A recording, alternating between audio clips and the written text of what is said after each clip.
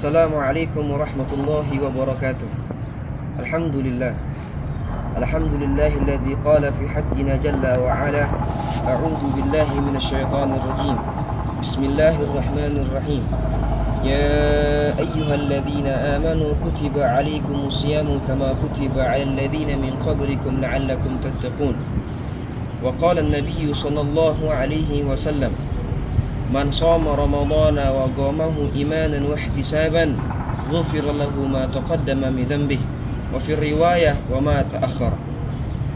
Amma ba'd. Alhamdulillah.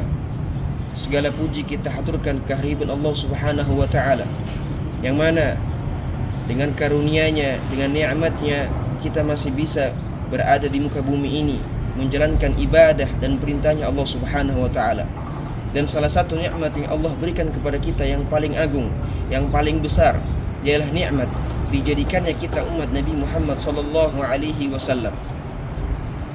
Dan tentunya dengan khususiyah, dengan keistimewaan yang Allah berikan kepada kita sebagai umat Nabi Muhammad sallallahu alaihi wasallam dibandingkan dengan umat-umat terdahulu.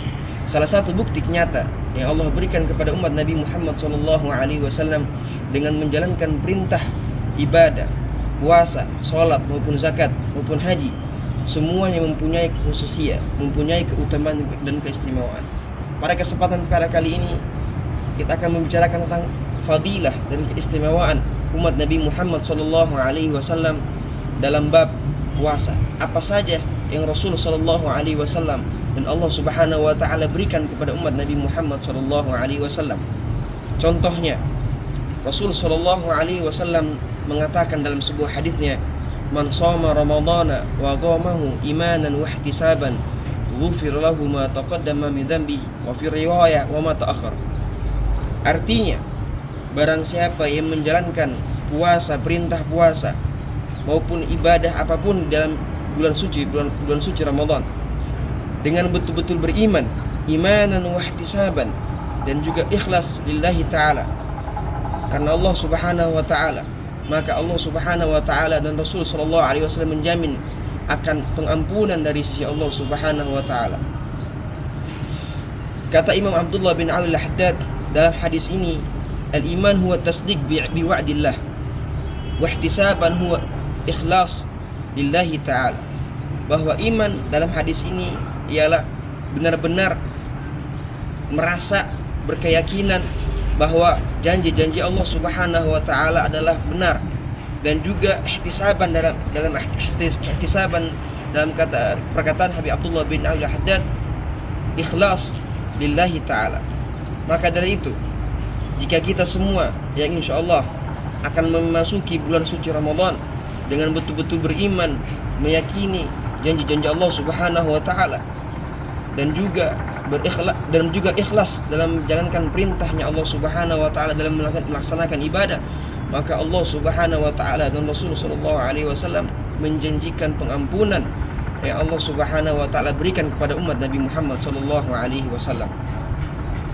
Oleh karenanya, saudara-saudara sekalian, jangan pernah kita melalaikan, jangan pernah kita mengacuhkan perintah ini dan juga keistimewaan ini yang Allah berikan kepada kita melalui Nabi Muhammad sallallahu alaihi wasallam dengan begitu saja.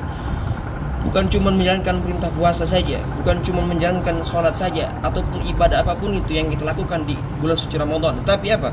Kita harus menjaga hati kita, kita harus menjaga mata kita harus menjaga anggota tubuh kita dari segala perbuatan maksiat, dari segala perbuatan dosa yang kita lakukan sehari-hari. Karena perintah menjalankan ibadah dengan menjauhi seluruh larangan itu ialah sesuatu yang harus dan sesuatu yang wajib di setiap orang, di setiap umat Nabi Muhammad sallallahu alaihi wasallam. Untuk apa? Untuk menggapai janji Allah Subhanahu wa taala yang disampaikan oleh Nabi Muhammad sallallahu alaihi wasallam. Oleh karena itu, saudara-saudara sekalian, untuk memasuki bulan yang suci ini, bulan yang penuh berkat ini, bulan yang penuh rahmat ini,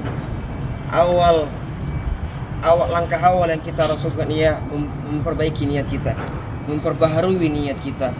Di dalam hadis dikatakan, innamal a'malu binniyat, segala sesuatu perbuatan, bentuk ibadat harus disertai dengan awal niat yang baik. Semoga menyambut bulan puasa ini kita semua dijadikan orang-orang yang iman dan wahtisaban, orang-orang yang menjalankan perintah Allah Subhanahu wa taala dengan iman, dengan tekad yang kuat dan juga ikhlas lillahi taala. Dan juga semoga Allah Subhanahu wa taala memberikan kita limpahan rahmatnya, limpahan maghfirahnya, ampunannya dari sisinya insyaallah. Sekian dari saya, wal afu minkum. Assalamualaikum warahmatullahi wabarakatuh.